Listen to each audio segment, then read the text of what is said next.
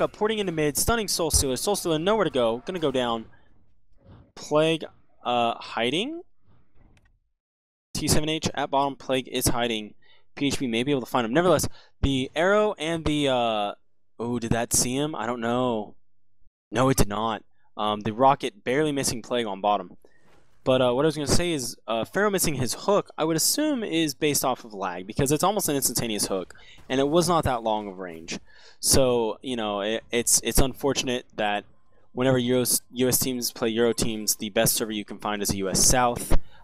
If Americans have to connect to Europe, US West has to go all the way through the entire United States and then over through the South and then over. Whereas if Euro tries to play Americans, like, they have to go across the Atlantic and meet up in the South. And unfortunately, to have the lowest ping, I believe the word is discrepancy. I could be wrong on that, but advantage, disadvantage, the lowest amount of difference in the pings you play on the US South server. And it's unfortunate. And Magnus with double damage going to get the kill here. That's so unfortunate for Swift. T7H. You know, I feel kind of bad that glitch happened early, because I know that their lane control would have been better and Swift wouldn't have been as gimped as he is now. Given, you know, they were kind of losing the lane as is, but to have Mag level 8 already and Vinny level 7 when you're 7 and 6 with not the greatest farm in the world, it sucks, you know? But the Disciple in mid, coming in strong. He's got phase boots, missing investments. Mag stunning, ulting. Probably not going to cancel it this time. Ult does go off. Ult for Andromeda as well. And Vindicator goes down to the tower plus Andromeda stun. And Plague ult's going off. Swiftblade is coming off. Pharaoh, by the way, did come in. I didn't quite see who he went on, but PhB picking up 2 kills here. And an arrow hitting Hellbringer right there, so he's not going to be able to get the kill. No, he does still get the kill. That dot is just so strong. And Disciple coming in with 29 HP trying to get the kill. Are we going to see a fire from Malphus that might pick him off? No, too fast on the Corrupt Disciple. Great team fight there by both teams, but obviously the advantage going to PhB. I believe it was a 2 or 3-1 victory for T7H. I mean, for PhB. So, you know, PhB coming back into this really solid play by PhB. The Disciple, of course, coming back in, picking up an extra kill at 28 HP. Going to be huge for his farm. Mag, been farming relatively well. Let me take a look at his current gold, because he's most likely trying to save for that blink right now. 1660, yes he is. So we're going to see him go ahead and grab a little bit of gold there and there as well. 2 good last hits by him. Vindicator in mid, trying to just farm some basic steam boots. I wonder if he's the one buying wards or if it's Hellbringer. Hellbringer with armor boots. Excellent item on him. I love armor boot support. You need one person to get it every game. Now that Valk blew both of her spells, he gets cursed and there's nothing he can do about it. Really not the smartest play by Valk. Just eating a lot of extra damage unnecessarily.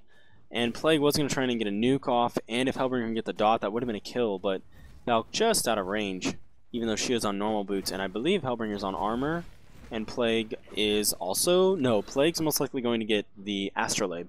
Good counterwarding bottom by PhB. I really like to see that. That is a sign of another, you know, advanced team where their counterwarding is effectively as they are.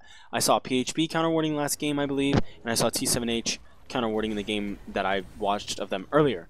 So, man, this, you know, it may not be the most action-packed game in the world, but it's a very technical game. You see Soul Stealer switching his strength, and Blue pinging the Hellborn second tower cliff node thingy. I don't know what that's called. And arrow in on mid. Nope, misses. But anyways, they're going to try and get a ward down there so they can gank effectively. Disciple... You know, he's got his Mystic Vestments, he's got his Phase Boots. A lot of people may ask, why do you go Mystic Vestments now instead of a full Shaman's Headdress? Well, a lot of people feel if your Disciple gets ahead, you want to be able to dish out a lot of damage and have, you know, a lot of base HP and hit hard. Well, the Quick Frost Sword does that. Now, the reason you go Shaman's Headdress is more survivability, so your ult can last, you know, you can last for that whole 30 minutes, and your ult just sits there, or 30 seconds of your ult, and it just sits there and pounds and pounds and pounds away at your enemies. And, you know, the more you run around and chase and the longer you survive, the more damage you can do over time. Well, what people realized is if you don't need the early regen, because your bottle you're bottle controlling really well on the runes, or cycling a bottle, which is what PhB did, and you don't need that extra regen, the magic reduction difference is 30% as opposed to Mystic Vestments, which is 15. or approximately it's 5 magic armor versus I believe 8 or 10. I'm sorry, I know the percentages from Dota, and they're pretty much the same here, so I don't know the exact armor. But what I will say is that if you can avoid spending almost, what, 2 Ring of Regens, or 2 Trinket of Restorations, which is 700, the Helm of the Victim, which makes it up to 1650, and then the Mystic Vestments, which is 2050. I was going to say 2k, I wanted the exact number. If you can avoid spending 2k and instead just spend 400, that's a 1600 save. That's a very fast... Oh, Pharaoh initiating in mid. Going to go on the Hellbringer, or on the Vindicator, trying to get it off, trying to kill him before his ult goes off, but he fails. Vindicator ults, and just Plague ult goes off. Everybody doing all sorts of stuff. Soul Stealer ult went off, and just everything going off for everybody. Soul Stealer, very nice pick off of the Swiftblade there, and that is a genocide with Magmus and Soul Stealer, 2 of the people you definitely want. Oh, never mind, Magmus already has his Blink Dagger, so he doesn't need anything else. But Soul Stealer, you know, that's who you want to see come in. And if you'll notice, his Steam Boots are of intelligence, so he felt he didn't need the extra 190 HP, he needed the extra nukes, which is absolutely true. And, you know, it really worked out in that situation, because that extra int allowed him to wave one more time in that fight, and that wave got him the kill on Swiftblade. Just such a high technical game, and highly skilled. D was really playing a great Soul Stealer. Because without, you know, switching up those Steam Boots, he wouldn't have gotten that kill. So I really got to hand it to him. Pharaoh had a great initiation. The only problem, they did not burn Vindicator down fast enough. Vindicator got the ult off, and it turned the tide of the battle in T7H's favor. And also, I noticed in mid that a couple of them went back as Pharaoh went in. So maybe better timed initiation to support of the initiation, and that team fight goes entirely differently. Yet again, burn down that Vindicator ASAP, which with Disciple, you know, bringing in the nuke, and Valk hitting a nuke, it definitely could have happened. But, you know, Swift not doing too bad on the farm, just Soul Stealer so high up there. Although, the longer this game goes, the longer, or the more in favor I'm going to have to put it of PhB. Swiftblade, far better carry. Disciple, about the same as Soul Stealer. Disciple might be a little bit better. So 2 carries to 1, you know, only being up 10 to 17 right now, I'm a little worried. You know, T7H, and yet again, PhB countering T7H's ward on bottom, but T7H in a little bit of trouble.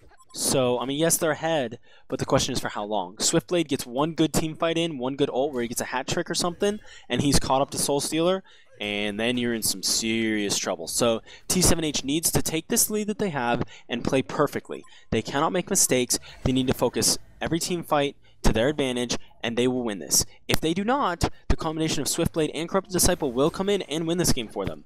I don't care what people say, Mag Blink ult, Hellbringer ult, Plague ult, it's going to do nothing when Swift can really, you know, do some work. Now, that was huge bait right there. Oh, man. They TP'd in inside of Valk's sight. She just arrowed Hellbringer right off the bat, and she went in on the Hellbringer, and the 4 other T7H people were just waiting. Really bad play by Valkyrie. You're going to need better map awareness. With 4 Hellborn players off the map, you're not going to tower dive. I don't care who you are. You could be Armadon that is level 16 at this point in the game, and I still wouldn't tower dive that. It's just not bright.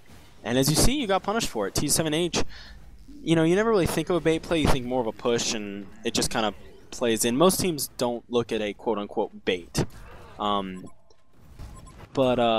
If there was any form of a bait play, that definitely was it. Disciple was going to try and go in and get that tower kill, but I don't think he's going to get it. They're just going to let him deny it. So you still get a little bit of gold, not bad. But back to the Mystic Vestments as opposed to Shaman's Headdress, which you used to see all the time on Disciple. You know, if you don't need that regen, if that bottle rune control is just keeping you alive, there's no need to get the Shaman's Headdress. If they have 5 nukers, you're going to want the extra 15%.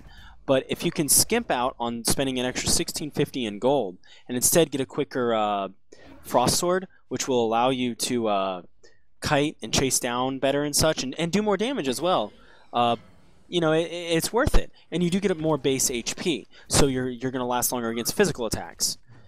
So, you know, it seems as though the metagame went from Shaman's Headdress, Helm of the Black Legion, into just the quick Frostburn, with only the Mystic Vestments, because a lot of teams are running 2 or 3 carries in today's day and age, and you don't see a lot of early game gankers. Now, in this game, I almost wouldn't mind Shaman's Headdress on the Corrupted Disciple. I think it would have been a good play for him.